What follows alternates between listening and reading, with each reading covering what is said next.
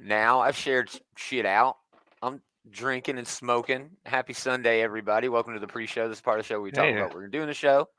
hopefully everybody's Indigenous games are Peoples doing Day well today. tomorrow, so props there. We'll do a show tomorrow, so I can say that as well. But it's me and Andy right now, Gomer and Andy. But Taylor should be here. I don't know if it's a Dave week. I had off a week, so I'm not sure. Mm, mm, mm.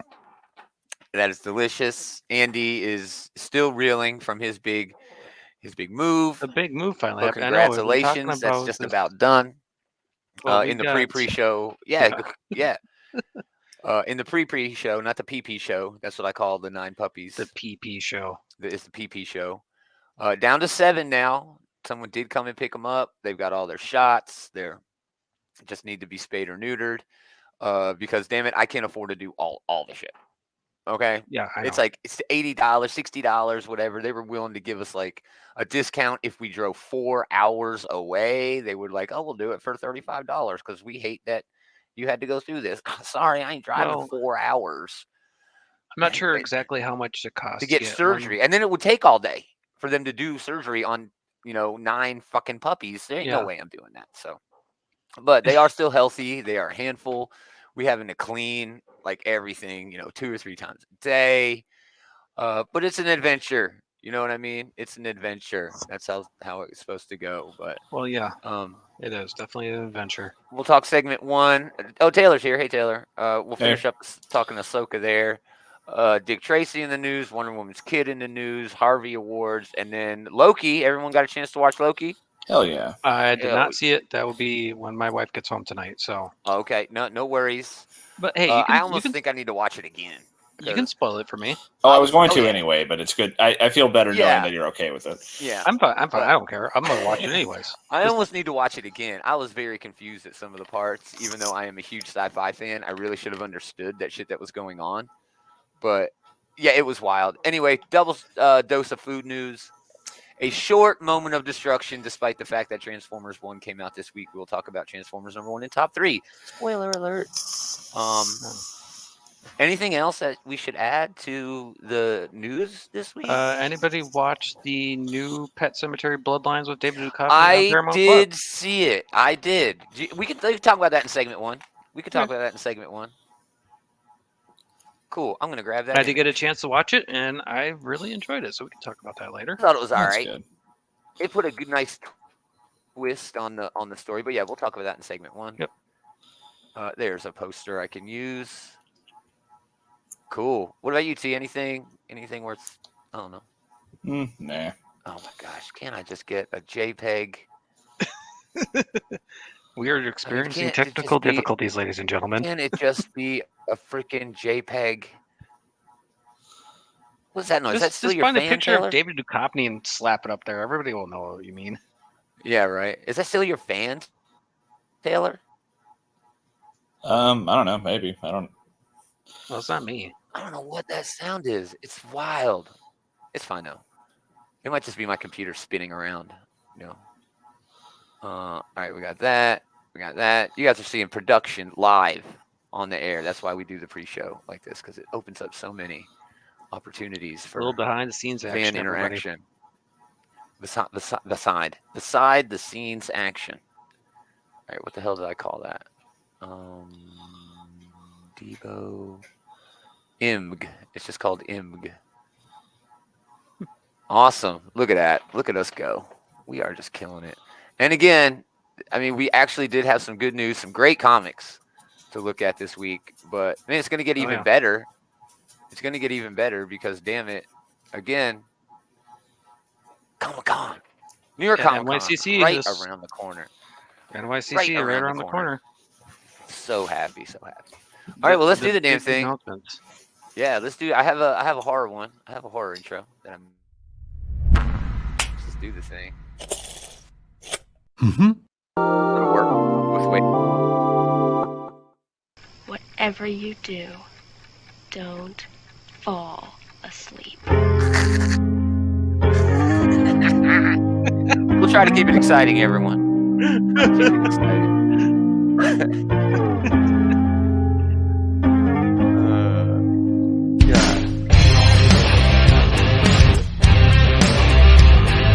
youngsters getting like the outright geekery logo, or is that just me? What? I'm just looking at like the screen. It just says outright geekery, and that's it. Oh no, it's going through the motions. Okay. No, yeah, well, Yeah. I see everything. Here's you see it now. You see us. I see you now. Yeah, You see the Res Dogs now. I do see the Res Dogs. Okay. Man, Reservation Dogs. The finale did happen last week, or the week before last, not when the show. But we didn't do a show last week because I was so busy Sunday. But man, it wrapped the final season finale. Chef's kiss. This shit was so damn good. It's honestly one of the best shows I've ever seen, man. I laughed a lot. I cried so hard, especially the last season's finale, not this season's finale. But this season's finale, I cried at this one too. It was just a great show. It was fun meeting these characters and getting to hang out with them. And yeah, if you hadn't seen it, you should definitely check it out. It is rad. It was really fucking cool show. But Andy watched Pet Sematary Bloodlines. This is a prequel to the Pet Sematary story, made famous in 2 movies and a book. Yep. Cousin Zelda, or whatever the hell her name was. Cousin Zelda, wasn't that her name? Tasha Yar's sister, maybe. I don't know. Yeah. That bitch is scary. All right, scarred me for life. There's actually 3 movies before this one, but nobody really talks about the 3rd movie. Oh, well, good. This one added a lot to the lore. Like, yeah, it is. Why? I mean, there was always like a Native American sort of influence here, but this was supposed to be like a Wendigo, right? Wasn't that supposed to be the? So that was the major complaint with the very first Pet Sematary movie, is the fact that Wendigo cursed the grounds of the where the Native Americans were buried, and Wendigos are like this unkillable, cannibalistic thing. Wolverine loves Dave would probably know better. Oh yeah, they're a mainstay in Marvel Comics, actually. So yeah, no and problem. Cryptids. So yeah, he's right. David would. And Cryptids. Yeah. Hey Jeff. Jeff chiming in the chat. What is up, dude? Happy Sunday. Hey Jeff. Thank you so much for hanging out. We really fun fact I know about mythological Wendigos is that apparently they cover the widest geographic area in the world. Yes, they do. Yes, they do. Wait, what? So this thing that probably doesn't exist, they're claiming it exists in a lot of places. The cultures that like have it as part of their mythos, how part of their lore, they cover they're spread out over a wider area than any other creature. It's bigger than Bigfoot. It's bigger than the Loch Ness monster. It's the big thing. Well, I guess you have to like take that with a grain of salt with like the internet being a thing now, but like sure. Wendigo were past, the old-fashioned way, word of mouth. Nice. Very cool. Yeah, but yeah, this actually does a lot it takes a lot from the very first Pet Sematary book and kind of brings that a little bit more into the fold. Yeah, it ignores like the family that moves in and sticks there with the families that were there originally, which is the whole crux of the movie. Yep. There's like 5 families who were there right when the curse started, and they stay in, what is it, Ludlow? Isn't that the name of the town? Ludlow, maybe? I know it's in Maine somewhere. Yeah, all Stephen King shit is in Maine. Maine's the most haunted place. I watched Maine is such a shit shack, according to Stephen King. Yeah, right. Well, come on, the Dark Tower's there. What do you expect? Yeah, but I mean, it was okay. I had a good time watching it. But... Yeah, David. I think David Duchovny did a good job. I think all the other actors played their bits perfectly. It's this middle of the road. It was okay. It was better than the one with Mr. Krabs in it, the second one, and better than the remake, and better than the first one. So at least it's good. I like the first one. The first one has this special place in my heart. Well, the first one has Tasha Yar and Stephen King in it. So yeah, Tasha Yar and also Herman Munster. Herman Munster's in it. And Herman Munster's fucking in it. Yeah. The first one's from like a bygone era where like those movies were like, really schlocky, but there's like a certain charm to that, Yeah, for sure. And again, Zelda, Aunt Zelda, whatever the hell her name is, dude, scarred me for life. She had like spinal bifida or meningitis or some shit. I don't even remember. It's hard for me to watch that movie anymore because of that scene, dude. Like, I gotta leave the room. I remember the first Pet Sematary. It's like, I killed her because she choked on her soup. It's like, Tasha, get over it. Yeah, get over it. What? I'm such a bad sister. Dude, that messed me up. But again, what's this on? Who? This is on Paramount Plus right now. Okay, that's right. Yeah, Paramount Plus. Yep. Yeah. And there's so many streaming services. Hard to keep track. If you're into the whole entire, like Wendigo Native American burial ground things, and what should stay dead should be dead type thing. And if you like a horror movie, or if you're like a horror movie fan, a purist, I think you'll get a lot out of this because again, Pet Sematary is one of those like landmark horror movies. It really is. just famous. This Yeah. it does lean heavily into the tropes. So I mean, Yeah. just giving you a fair warning does get a little tropey, but That's fine. like I said, David Duchovny does a good job and kind of carries the cast a little bit. Oh yeah, he definitely does. Well, there's a lot of weird plot lines here. There's like that Native American couple or their brother and sister. I really wasn't sure, but like they're trying to get out, and there's like these masks that they wear, and then there's like this kid who didn't go to Vietnam because I guess his dad bribed the doctor, but he's Yeah, there was a lot of different plot lines a lot going of on at the shit same going time, but on. they were Yeah. intertwined enough to keep you Yep. interested in. Yeah, agreed. Oh, something I'm confused about. Is this a movie or a show? It's No, a movie. it's a movie. It's a movie. Okay. It's about 2 Spooky hours and season. 10 minutes long. Yeah, it's a couple hours. It's normal Yeah. movie size. Yeah. So Yeah, yeah, not bad at all. Not bad. Not- Yeah. Not bad at all. Actually, there's like the major plot thread. I don't even know if we should spoil it, but what David Duchovny does is fucking horrible and traumatic. Oh and it's yeah, like, I understand why you did it, and that's the whole yeah. scope of Pet Cemetery. Like, I understand why you did what you did, but dead is better. Sometimes you're better off dead. Yeah. And yeah, That's it's really cool. the whole entire point of Pet Cemetery is what is dead has to remain dead. Yeah, or you're gonna even get though something it's like- terrible back. I mean, that specifically is a pretty useless moral to have for a story because we don't actually have the means to Right? resurrect people in real life. Right? But I guess more broadly, you could say that, like, Okay, but do you want cursed Wendigo? let sleeping dogs lie, that Yes, sort of thing. yeah, Cursed Wendigo flesh-eating people wandering around. That's right. dead are cursed Wendigo flesh-eating people. Yeah. I don't know. All right, Those are let's your jump in. choices. Yeah, let's jump into Ahsoka. We didn't talk about episode 7, but basically, what happened in episode 7 was everybody got together, just like we expected. Everything was going to happen. There was a little bit of political intrigue, some training. 7 and 8 make for a pretty good. The only thing I think I would mention from episode 7 was, they had 3PO cameo. That's fun. Oh yeah, but for sure. other than that, and it was just a like shout out to Leia, which was really cool. Yeah. Yep. Yeah. It had a couple of decent fight scenes. Like the lightsaber duels in this have been pretty good, throughout. Another good example of that from the last episode. But yeah, that really was just like, let's get the band back together for the big, rush the boss fortress final battle that we got in this episode. And that's exactly what they do. They're just like, Ahsoka even says, we'll just go through the front door. Landmines and shit and then the ship goes and they jump and push and, oh, it was wild. Meanwhile, the Jedi droid is fixing the ship with the little turtle dudes. It was very action-packed. It kept everything rolling. And then it kind of just slammed on the brakes at the end. Taylor has been saying for 8 episodes, Sabine just fucks everything up. She did it again here. Yep. She absolutely, her choice ended up being disastrous for the galaxy because Thrawn does get away, Yeah, Thrawn's back. Escape. Yeah. Thrawn's, and not only that, the Jedi, they got a new Jedi now, I guess, with Ezra. But, I mean, the Jedi that they were depending on is now stuck in another galaxy. I mean, you'd rather have Ahsoka over Ezra, so yeah, that's definitely trading down. Yeah, for sure. But I guess Luke is still around, and a lot of people are thinking maybe this will end up being an Heir to the Empire movie, where we'll get more than just the Ahsoka cast. Maybe that could be interesting to see. Well, they have. Go ahead, Dandy. Go ahead.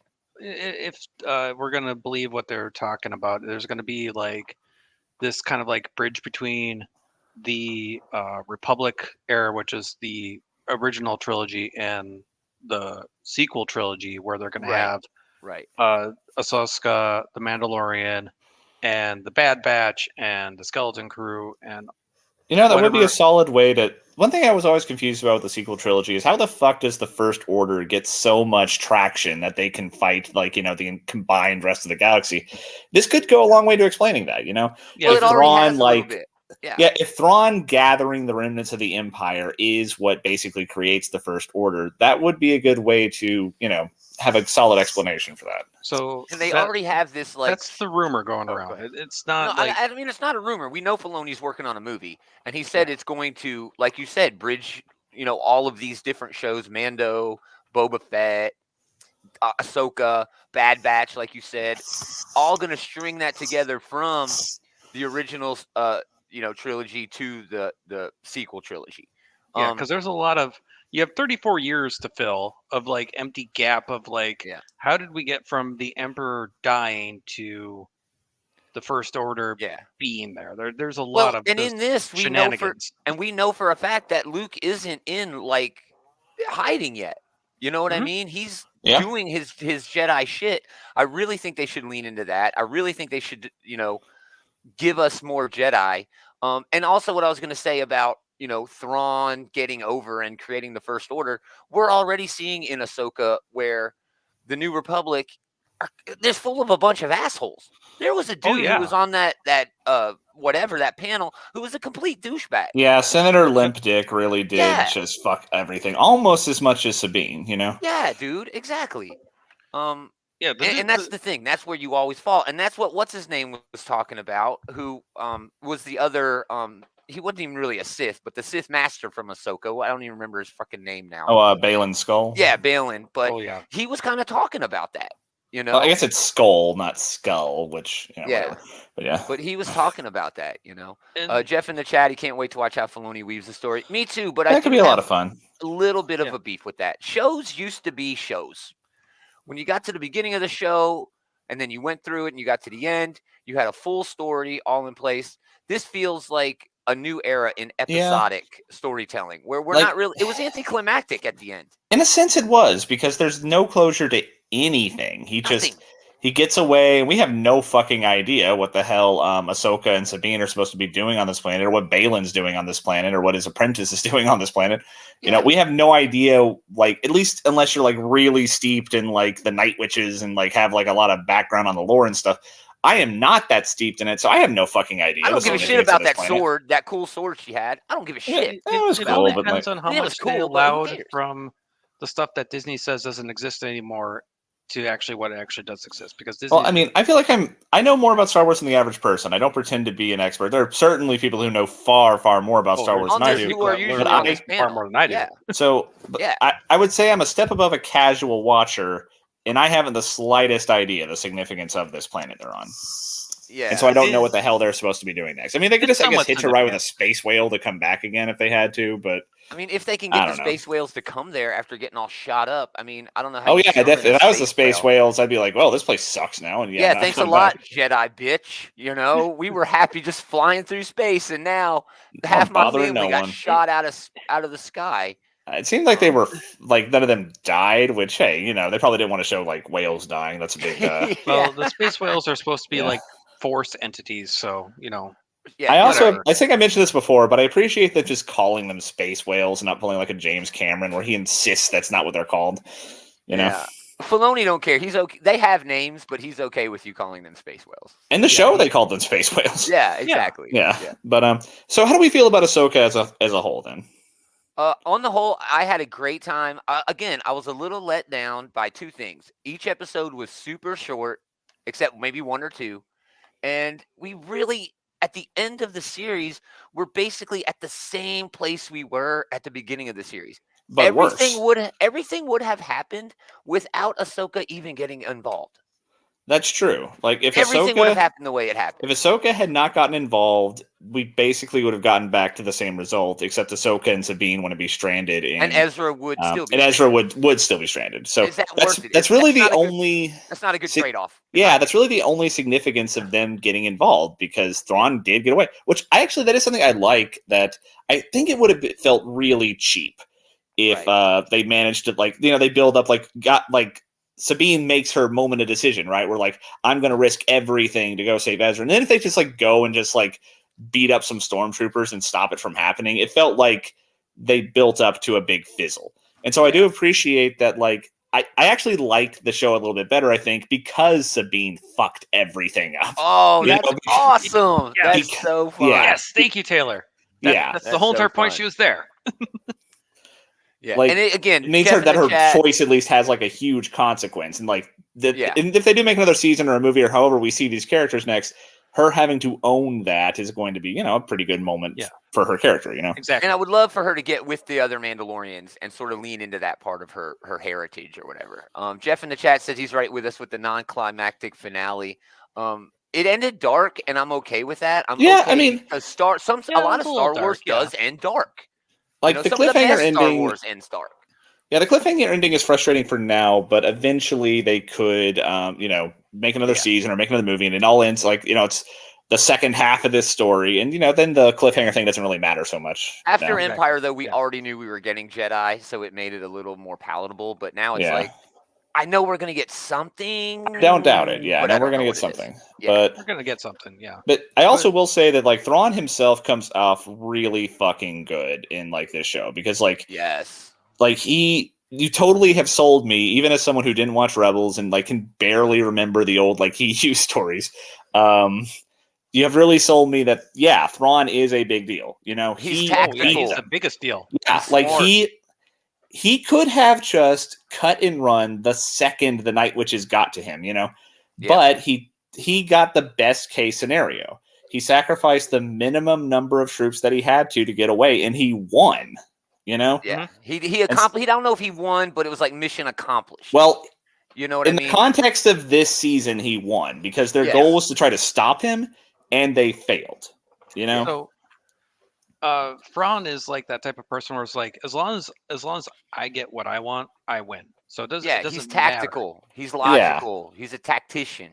And I also like he's like that really shines through with like how he will like, if they get stranded here, I don't care. That's fine. I still win. Yeah.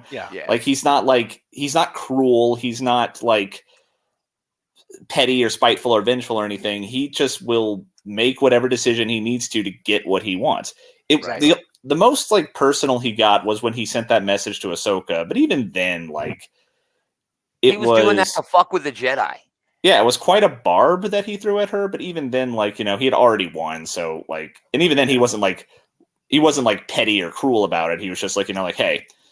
I actually kind of regret we never met face to face, but I hope that you enjoy being a Ronin here. Yeah. Really well done season. I'm really excited to see more. And I think that's what this was. It was almost like a sampling of what Filoni can bring to everything that he's already done. He can really build off of everything that he's. So this was definitely enjoyable. Although I have to kind of end where I began. I would have enjoyed this a lot more if I knew Rebels and gave a shit about these characters. Yeah. And again, that's another angle to this. Filoni knows that. So now he's like almost giving you a commercial. Man, there is no fucking way I'm watching 10 seasons of his shows. There is not enough time. I cannot watch fucking Clone Wars and Rebels. Taylor, you need to watch Rebels, Taylor. Come on. I'm not going to. There are several articles out there where you can just pick the episodes that you needed to see, to understand. Oh yeah, I still think I could follow the action. It's just that I didn't have like It didn't keep me from enjoying the show. It just kept me from getting like that next level of emotional engagement with these characters. Yes, exactly. Although I do hate Sabine, so I guess that's emotional. There you go. Engagement. If they can really do some good shit. If you with remember her, Rebels, that's okay. I mean, if you remember Rebels, hating Sabine is like the ultimate like pass. Right? It's fine. You can hate her. Everybody hates Sabine. Yeah. But I think this show led into the fact that I think that it was mentioned in the sequel trilogy where like the New Republic was not of like this child that didn't know what to do with stuff. It's like kind of like, oh, look at all these fun toys I get to play with, but was kind of failing to bring back everything that was. Well, empires are easier to run. You don't have to do anything by committee. It's just So I mean, they're easier. I still give back to like the New Republic though. Like, why the fuck were they so like obstinate about her going to the planet? What are they afraid of her costing them like some jet fuel? What the fuck? I mean, you're right, but it goes back to Senator Dickhead that you were talking about. Senator Dickhead, yeah.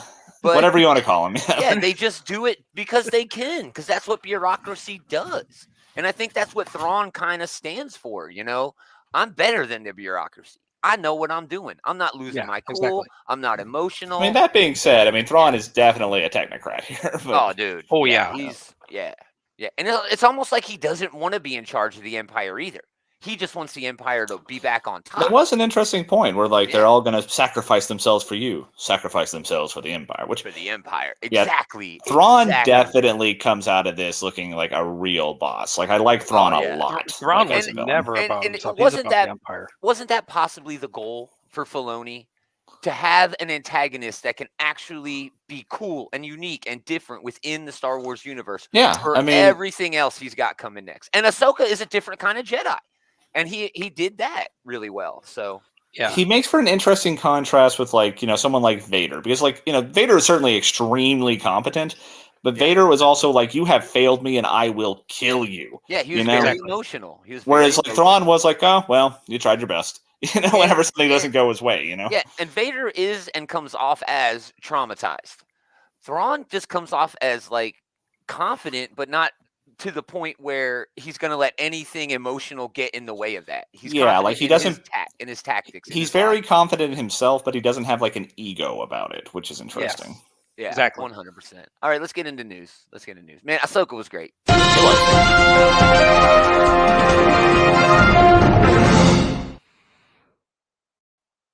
Blast from the Past, probably, I don't know, arguably, debatably, one of the movies that led to the comic book movie revolution. Dick Tracy. Mad Cave Studios is bringing back the comic. It was originally a comic strip, and most famously a comic strip. And Michael Dick Morris. Tracy is like one of those characters who has like this really big influence on the medium, both in the comics and, like you were saying, in like that movie was something of a trendsetter. It kind of like is like the Rocketeer, I think, in that regard, where it's like has kind of like this pulpy feel. But that being said, I feel like he's one of those characters that a lot of people may have heard of, but I feel like he has really fallen out of the zeitgeist. Yeah, he's fallen out of the mainstream. He's kind of old news right now. I don't understand why they're bringing them back. Well, to me, he's a character kind of like Doc Savage or like the Shadow or something like that. Yeah, or the Sandman that we've been seeing. Oh, sure. Old school. Well, just because not just because that they're old, but also that like they are very important but largely forgotten today. Yeah. Yes. Exactly. Man, I love that movie, and it was in 1990. It had like just cool sets, big colorful sets. And that was all-star cast. Madonna and Al Pacino were in it was great, and like it embraced the campiness that Dick Tracy, honestly, it like is at the core of that property. I'm so glad you said that. Do you think they're gonna bring in and make this campy, or are they gonna try to make this like? Based off of this cover, it looks like they're going for like like a noir, like tough as nails, like streetwise, like almost like a hard boiled type of thing, Yeah. This looks like we're getting like really John serious. Woo like action scenes or anything, but it still does look like that like hard boiled type of thing. Right. I mean, the way that he's just standing there, it looks really like L.A. noir, serious. It does. Like the face is in shadow, half in shadow, half in light. So. But he does still have his radio wristwatch, which I love that, dude. I mean, which that was probably way does mean it's before like time. Before its time. That probably does mean it's set back in the past, because why the hell would anyone have that when they could have a cell phone? Well, but, it's an iWatch, Apple Watch. It's an Apple Watch, I guess. But no, I mean, this could be cool. I mean, this is a I agree. This is a property that I would love to see have a bit of a comeback. It has a pedigree to it. It really does. Oh yeah, it does. Yep. So again, this is going to be released in March. Creative team is Alex Segura and Michael Morrissey writing. Geraldo Borges is doing the art. I've looked up some of his art. I should have grabbed some screens of it because it really does have sort of a noir feel. So I really think that's where they're heading. So it looks cool, man. Looks cool. We'll probably have more of that during Comic-Con. Wonder Woman's daughter in the future, Trinity, is coming back for another thing in 2024. It's going to be released in January 30th. Now, this is really weird. It's kind of like that new age, that golden age thing that came out this week, which is really just reprinted stuff. It was, with a few extras that were new. This is going to reprint what was in Wonder Woman 800, Trinity's story from that, with a couple of extra things in it. I'm sorry. There wasn't a lot of good news, but I think they are really trying to make Trinity awesome.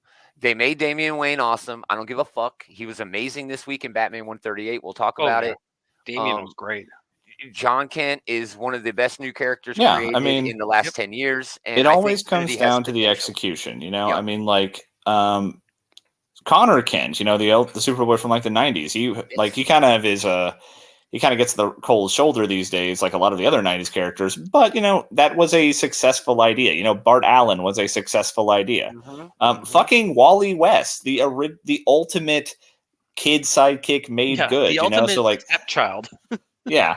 So like these characters, these legacy characters, if they're done right, they can be pretty fucking awesome. John Kent's probably the most recent good example of that, but hey, maybe they can recreate that success here. Yeah, I think there's lightning in a bottle here again. Again, this release, it's called Trinity Special #1. These are the 5 covers for it by a variety of folks. And this is coming out January 30th. There you go. Moving on, the Harvey Awards. Why are we talking about the Harvey Awards? The only ones we're talking about in this context, Harvey Awards are given out in New York Comic Con. It's really weird.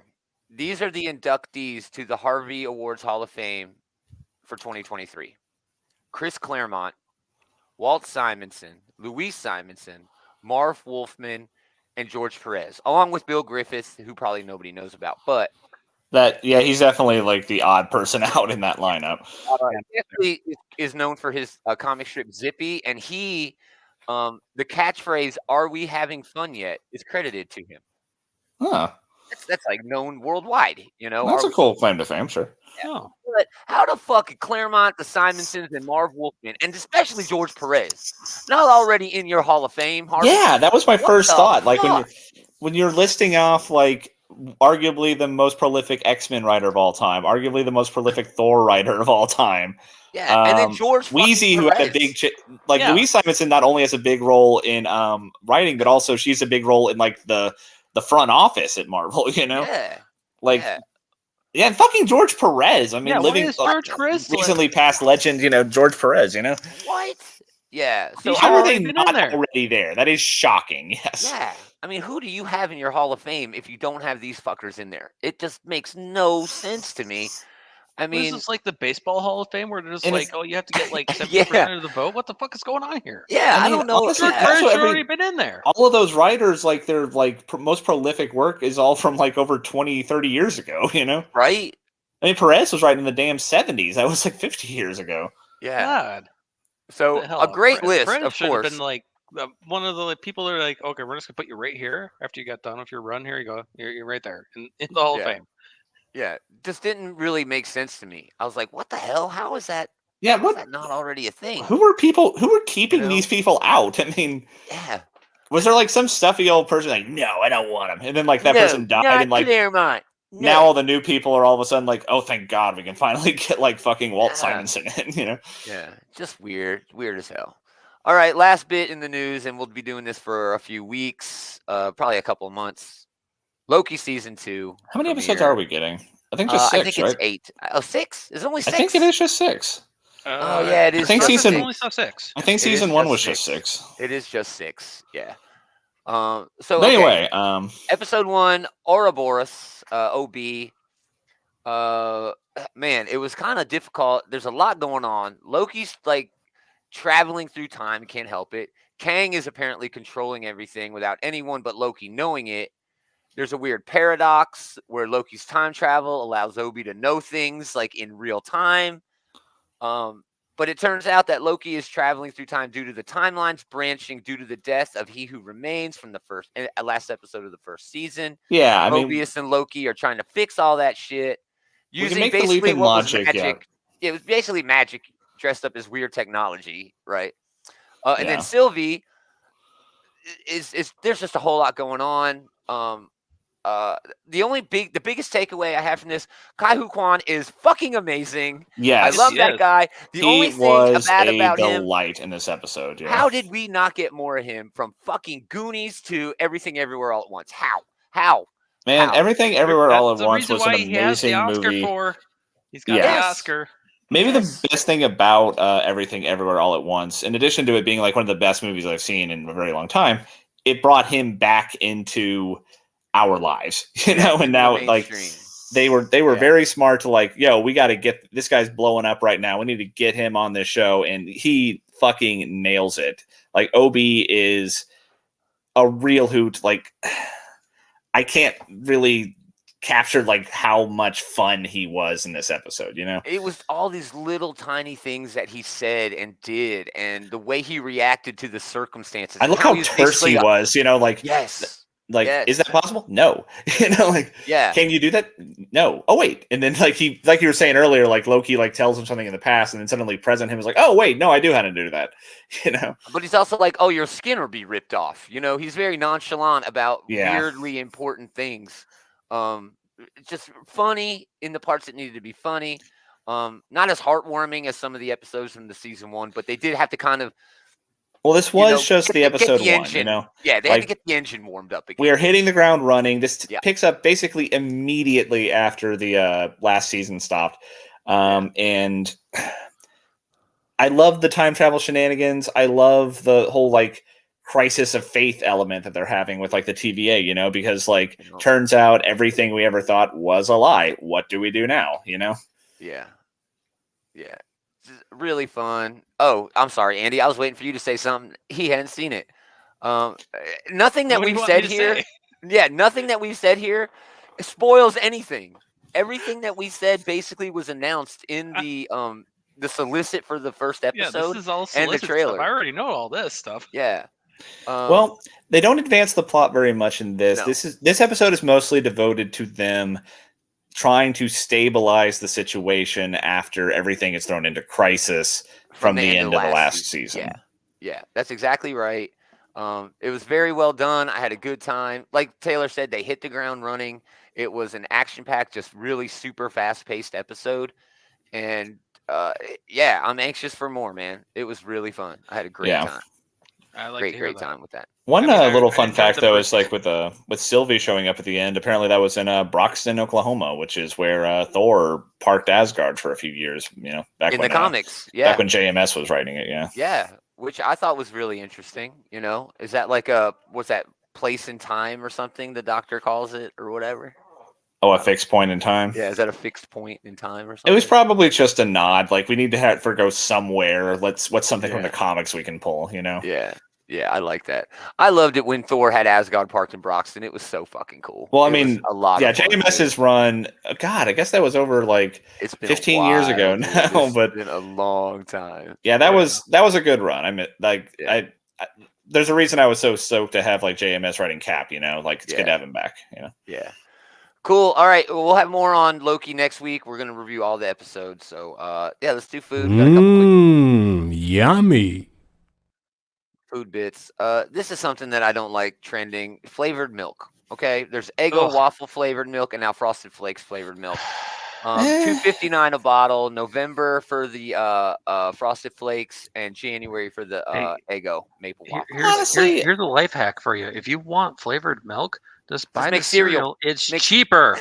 Make cereal, motherfucker. I was going to point out that like this isn't the worst idea in the world. You know, like it's not great though. The milk you drink from your bowl after the cereal is eaten is a highlight of that meal for a lot of people. But dude, it's all natural. It's the way the Lord intended to make exactly. cereal milk. That's how you're supposed to drink I'm just saying. This garbage right I here. think this is a relatively harmless product to have. You know, this is something that people like have like a fondness for. I'm not a big cereal guy in the first place, and I will say that like of all the cereals they could have picked for this, Frosted Flakes is one of the last place ones I would have gone with because it's just sugar. CT Crunch, you know, CT Crunch, man.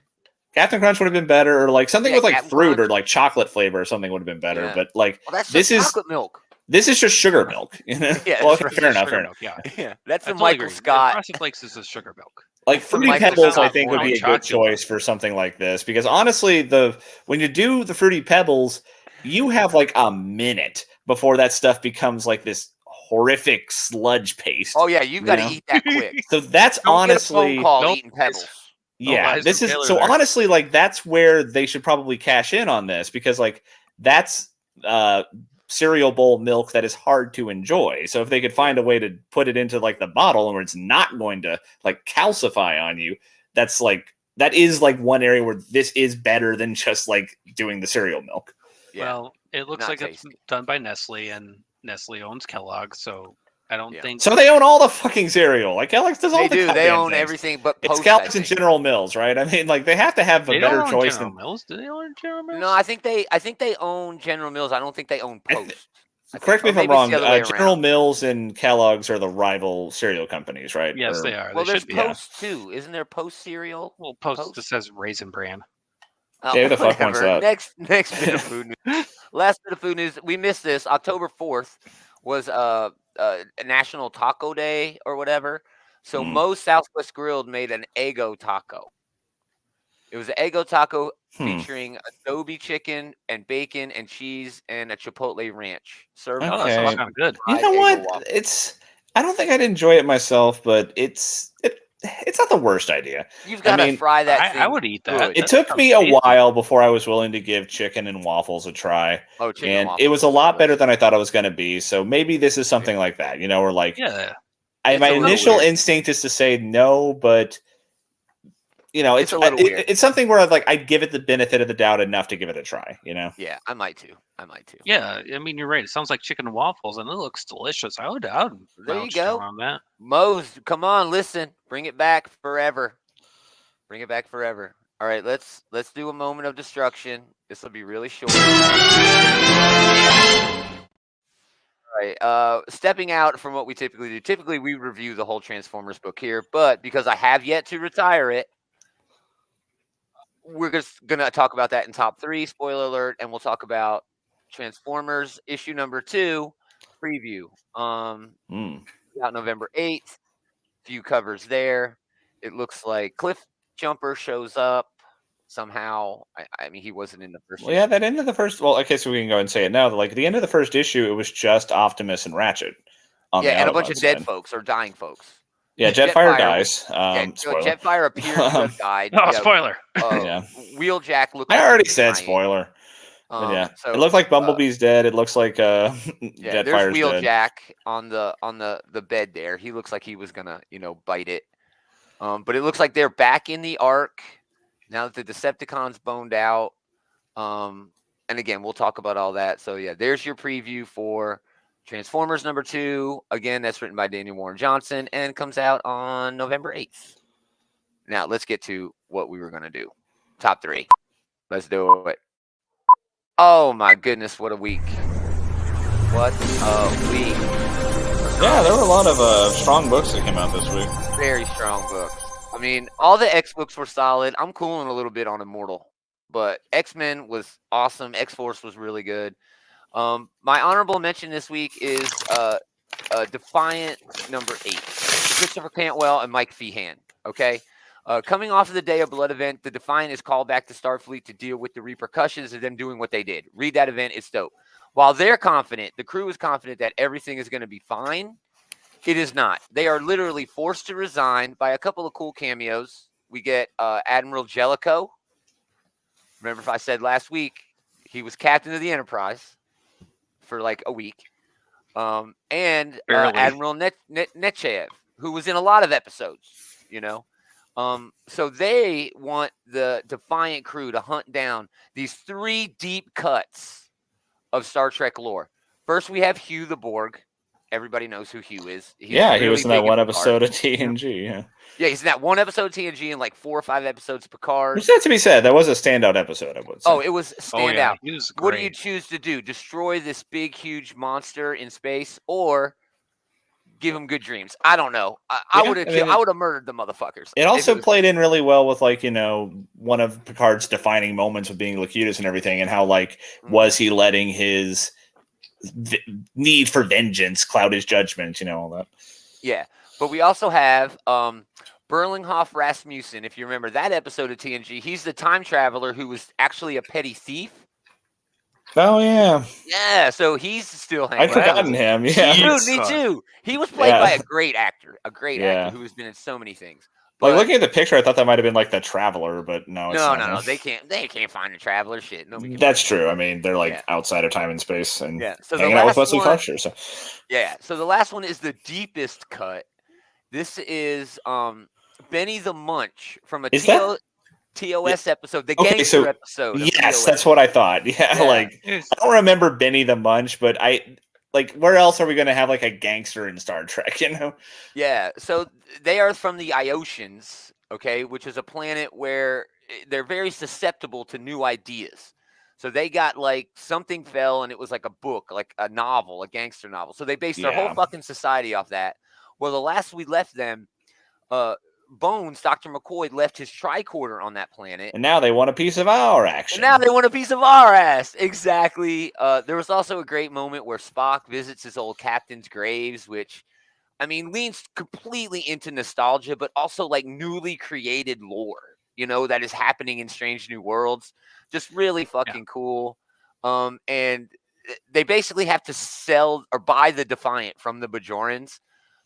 But the Bajorans are told that's actually ours.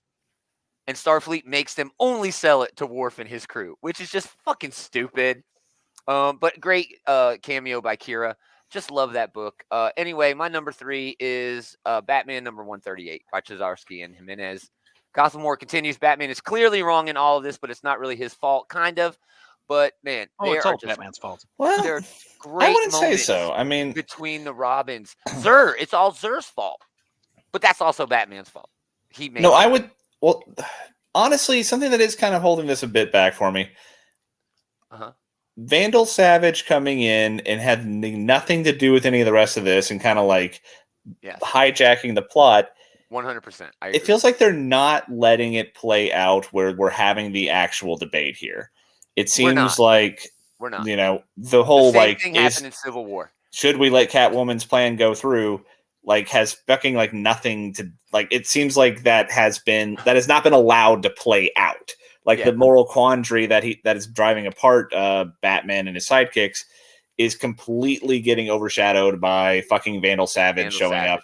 And it is also true that they are also like kneecapping Catwoman because like apparently she let Scandal Savage be one of her top lieutenants, and this was all going to fail anyway.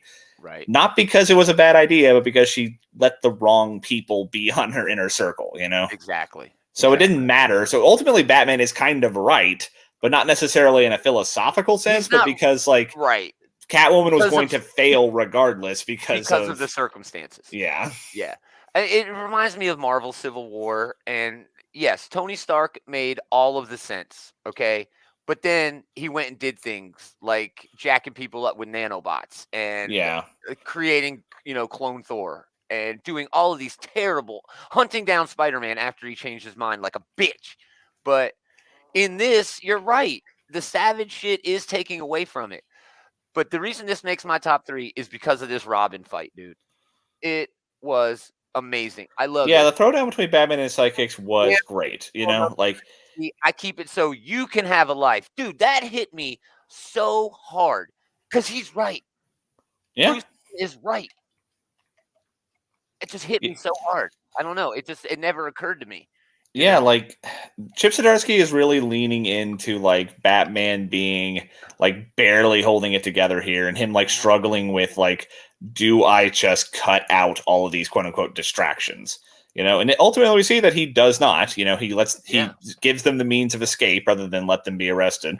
Well, no, he just waits and watches. He threw the Batarang. They would have been caught by the police. Right. He threw the Batarang so that they could get out of the net. Yep, that's right. That's right. But then Damien is left behind by his dad and then has a change of heart. Again, this is Spider-Man taking off his mask moment combined with the moment that Spider-Man realizes that Tony is just off the fucking chain and doesn't know what the hell is going on, And yeah, I can't help but see like the duality there. But again, Taylor, you're right. The Vandal Savage shit is kind of throwing this thing all into a big mess. Where that's why it's not even in my top 3 or honorable mentions. The Vandal Savage thing is just not. It's kind of whack. Thing. Yeah, it's kind of he doesn't even belong. That happens too often when like the comic they come up with like a really interesting philosophical debate, and then just something comes along and just completely derails it. Yeah, it's like not just in this, but like you've mentioned in Civil War, that happened in there, and like I feel like that happened in like House of M to some degree. It did. Yeah, it's like come on, man, stick to the point. That being said, so how do we feel about what he was doing with Jason, though?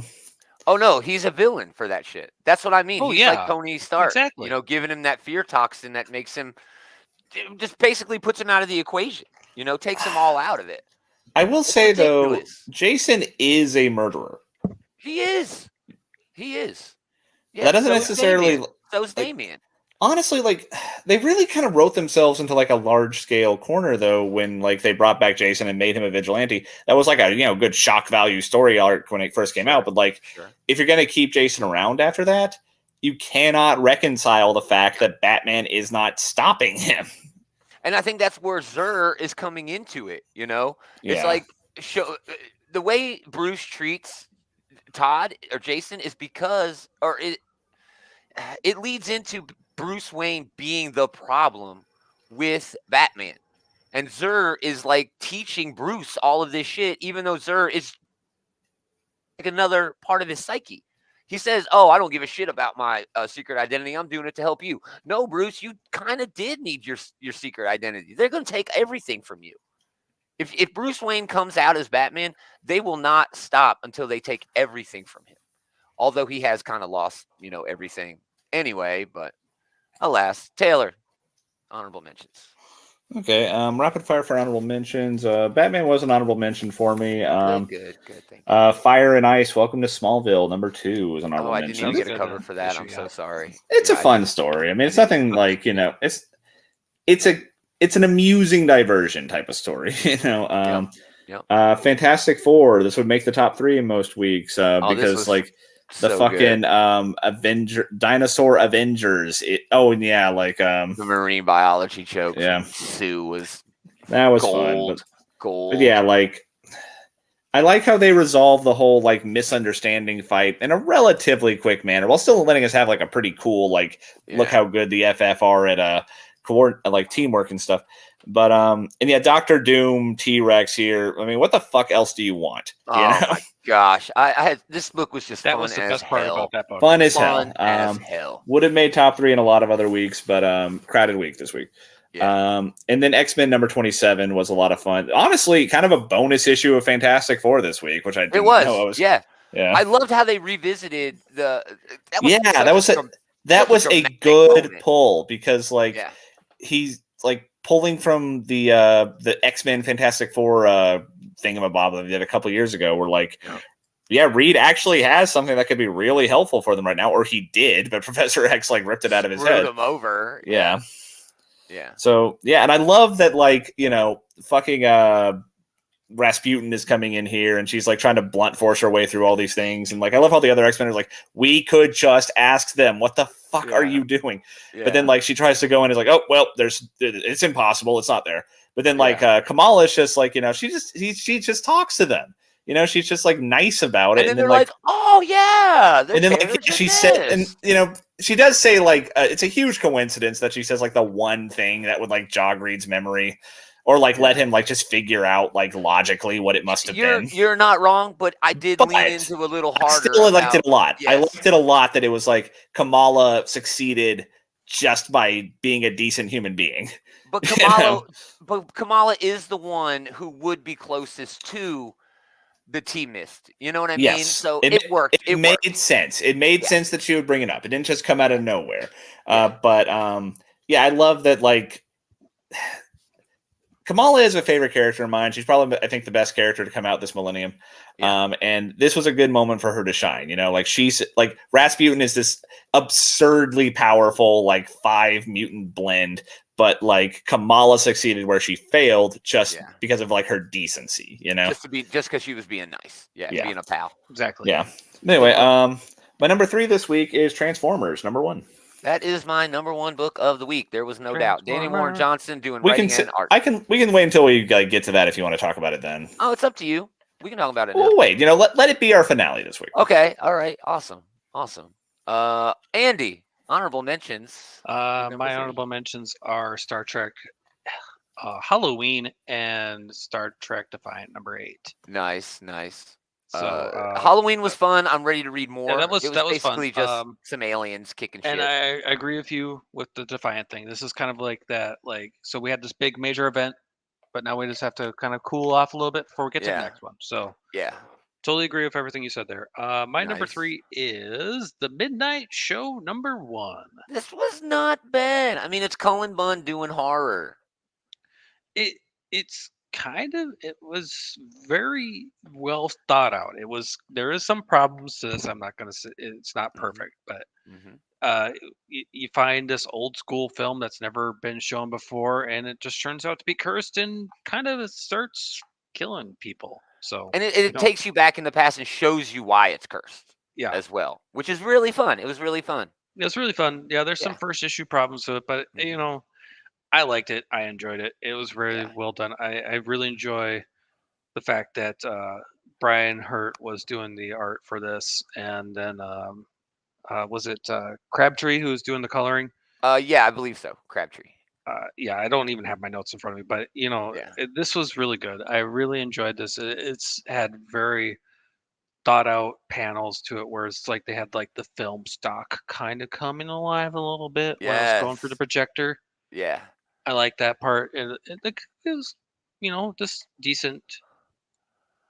So Yeah. I had a good I time with really, it too. yeah, You it can't go was. wrong with Cullen Bunn and horror. Ever. Ever. So yeah, that's Awesome. my number 3. Awesome. Good one. My number 2, no doubt this week, This is Gotham. my number 1. Yeah. Jonathan Hickman, Valerio Schiti. Um, I had a little bit of trouble with this because it's a weird way to introduce a new character who's basically just the John Constantine of the Marvel Universe. Essentially, yeah. I mean, Yeah. this was billed as like the Eternals of Yes. the Marvel Sandman, Universe, even but kind of. honestly, Yeah. yeah, the John Constantine of the Marvel Universe is a more fitting description of this. The way Hickman introduces this guy is basically jobbing every magical and scientific character in the Marvel U.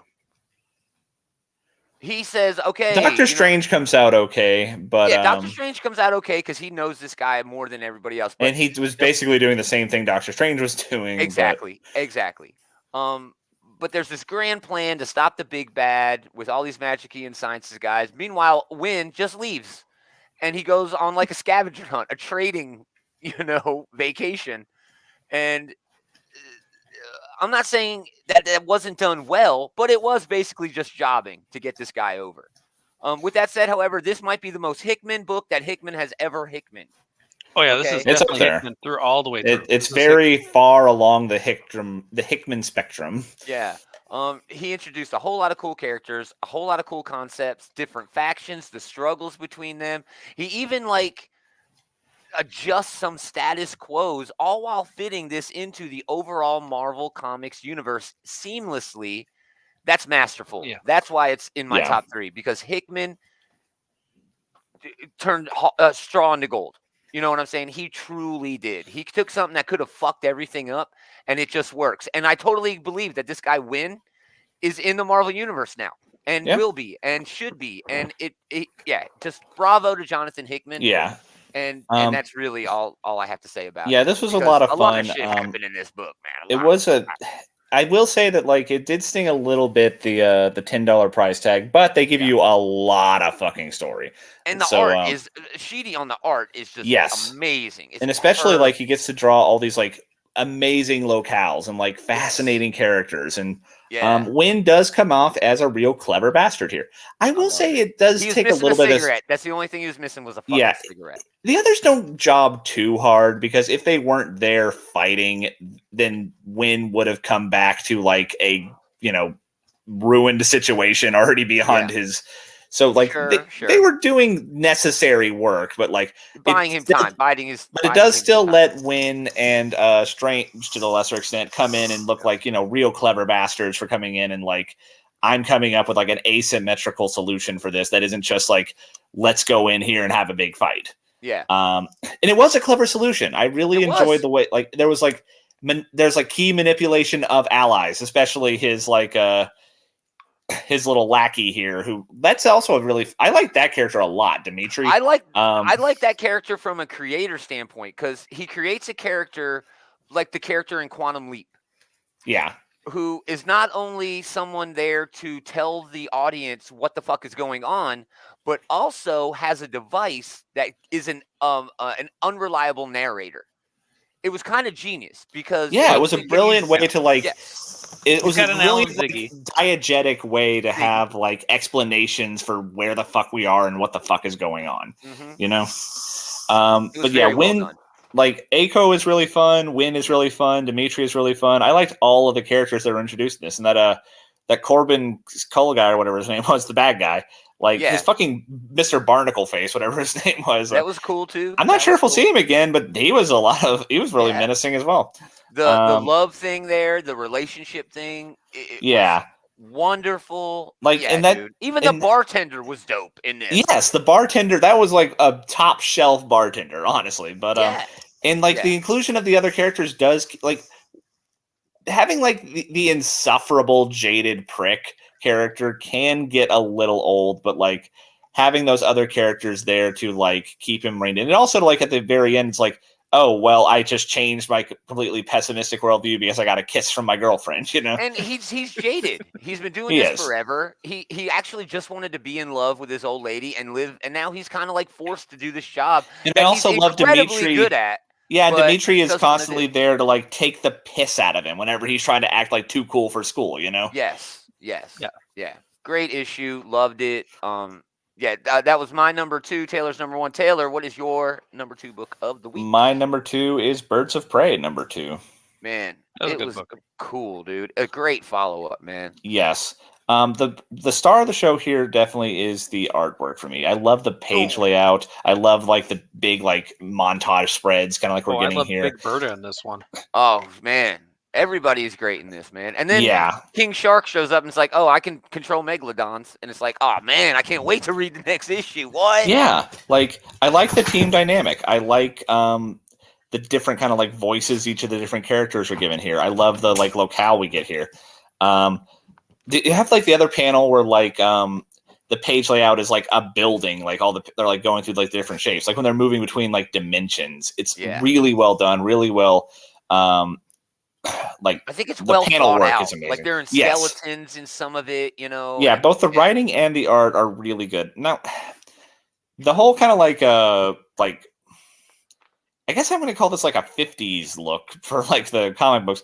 It works pretty well, but like does take a little bit of getting used to. But like the panel layout and like the sequencing and everything is like chef's kiss. Yeah, you know? the coloring is a little bit off. I think it's a little muted. This is a lot like a comic you would have picked up in like the Silver Age or maybe even before, you know? Yeah. Still, fantastic book, man. I'm loving everything Kelly Thompson's doing there. So that leads us to Andy for his number 2. My number 2 is The Devil That Wears My Face. Number 1. This was truly a scary comic book, dude. Okay, I was I was just a little bit shook after reading this. I really was. I think I mentioned this before. I like old school European Gothic horror. That is like, stick that in my veins. I'll live forever on that shit. Nice. I love it. And this is done by Propose and Cormac, and they do a great job, especially Cormac with the art. I just love the art in this. This is definitely just like, I just sat there looking like a page going like, oh my god, this art is so good. Like, but it has to do with a demon called Legion, and if you know anything about Christian faith or Catholicism, Legion is like I am of many. So, and basically it's like, hey, let's go send some priest in to exorcise this demon, and the demon's just eating them over and then by the end ends up possessing one. Yeah, it's like, and it's like they switch though. Yeah, they switch. So it's like a Freaky Friday.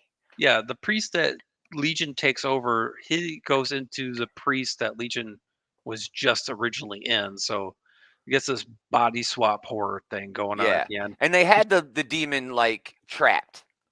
Yeah, they had him trapped. They definitely had the demon like, no, you're not going anywhere. And all of a sudden the demon's like, yep, no, fuck you all. I'm gone. I am. Yeah. Yep. Yeah. He just basically middle fingered everybody. He's like, nope, fuck you, I'm gone. Yeah, but like, David Pepos, great pacing that ramped up, and he leaned into everybody's character just so well. And this literally, dude, I was scared. I mean, I was like, holy shit. Yeah, it did a very good job of this, like that slow build where it's like you had the 2 priests in confession, and all of a sudden it's like, okay, but then you had the priests over here trying to exercise, and all of a sudden this kind of combines it at the other end, at the end where it's just like, well, there you go. Yeah, sucks to be you guys now. Yeah, very well done. Yeah, I had great time with that.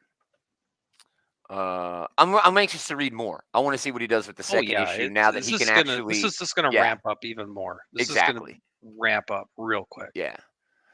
All right, that leads us to our number ones. We've already know one of them, but mine is, we'll probably know two. And Transformers, number one. Been waiting on this for years. Daniel Warren Johnson doing the writing and the art.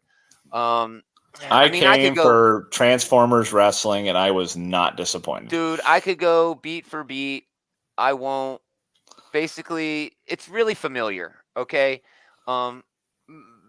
It's for the G1 stuff. You know, if you watch episode 1 of Transformers, you're going to see a lot of things happen in there that happened in this.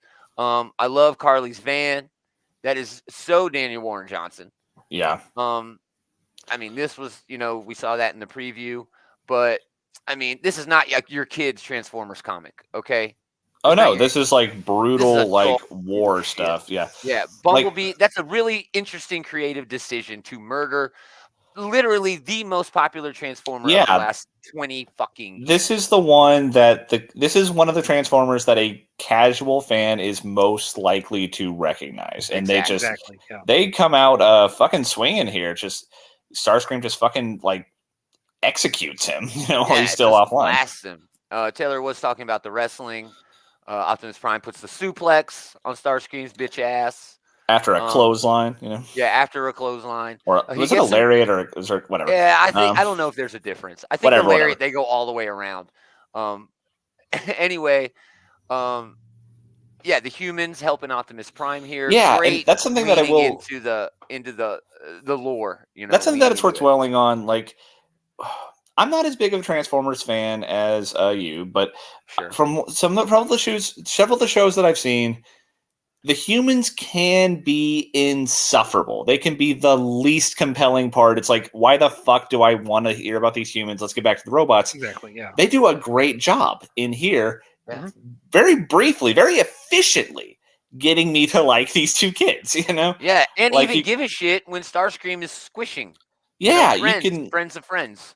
Yeah, you can you can tell already that like Daniel Warren Johnson, who does have a talent for writing these like, you know, damaged characters, that like that's what we're getting here. And I think that is definitely damaged goods. Yes. And I think that the humans are going to be a interesting part of this story and not just an annoying distraction from the fucking robot fighting, you know? Yeah. Who all dies in this? Ravage gets it. It looks like Thundercracker eats it. Jetfire looks like he's down and out. Yeah, he dies in Optimus's arms, seemingly at least. With Transformers, there's always like an out. You know, they can all in any comic, there's always an out. That's fair, but like until they get the Transformers, especially, I would say. Sure. But I mean, that's a fair point. I mean, Bumblebee, Ravage, Thundercracker, and Jetfire. Four fucking Transformers dead in issue 1. Yes, bring it! I want more carnage. Kill them all. Yeah, so this is a hell of a start, you know? Yeah. Like, it did a great job introducing our cast. It did a great job introducing the conflict. I am passingly familiar with, like, the deep Transformers lore. I'm not, like, you know, I'm not an OG like yourself, but I feel like this will be accessible to people who have no fucking idea what the Transformers are all about. Just, like, know the names from pop culture osmosis. It was good for me, who's, like, you know, vaguely aware of, like, all the Cybertronian shit. And it sounds like it was really good for you, who is like the Transformers guy, you know? Well, again, it was very familiar with the G1, you know, first episode, but it's like modern and updated and adult. And Daniel Warren Johnson did everything he needed to do to make this awesome. And yeah, I just fucking loved it, dude. I'm so excited to read the next issue.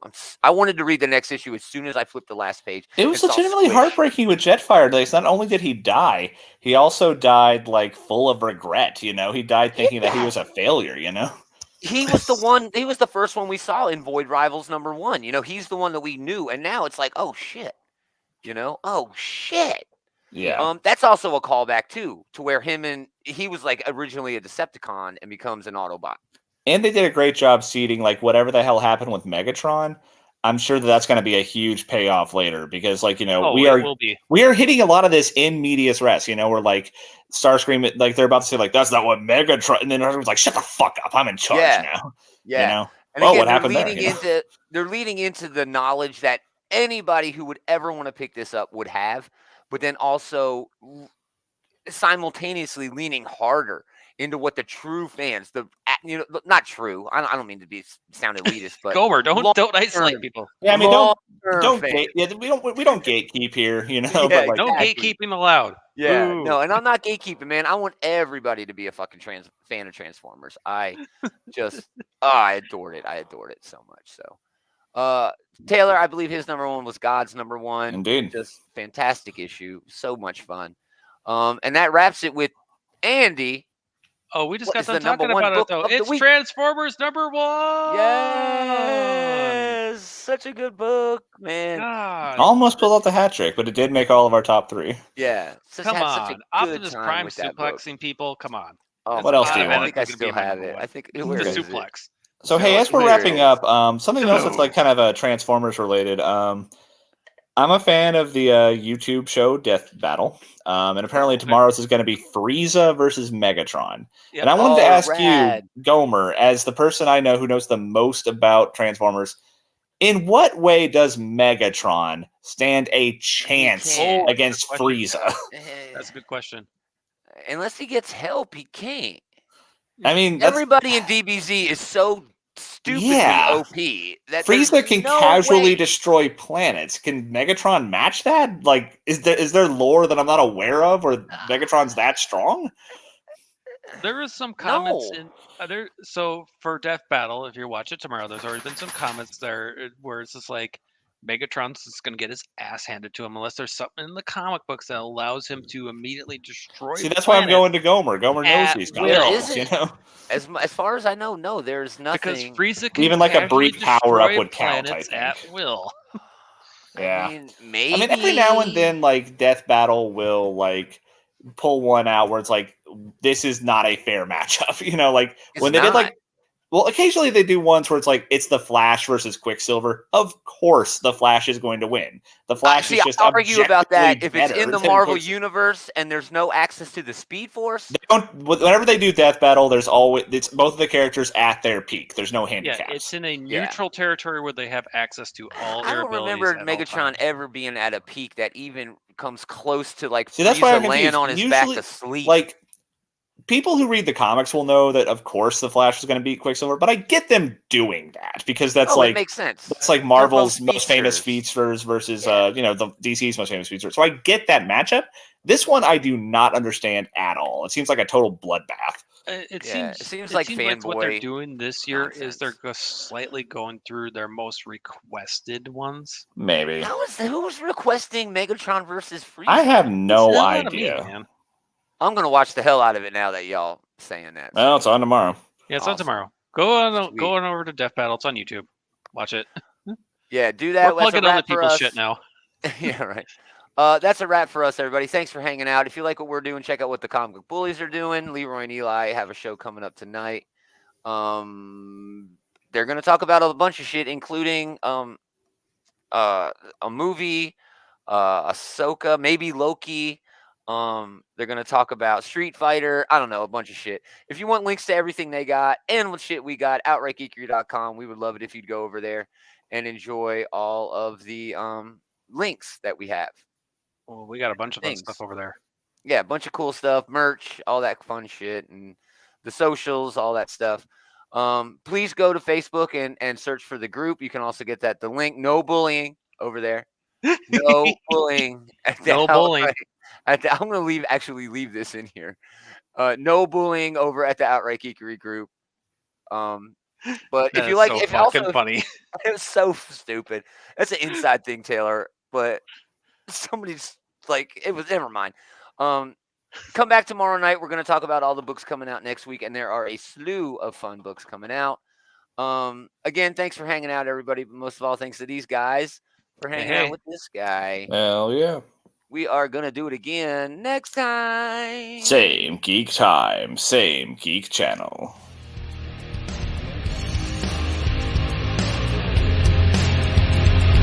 That team. They're normally so good about having like matchups that like are ponderous to these, but this just seems like a total cakewalk.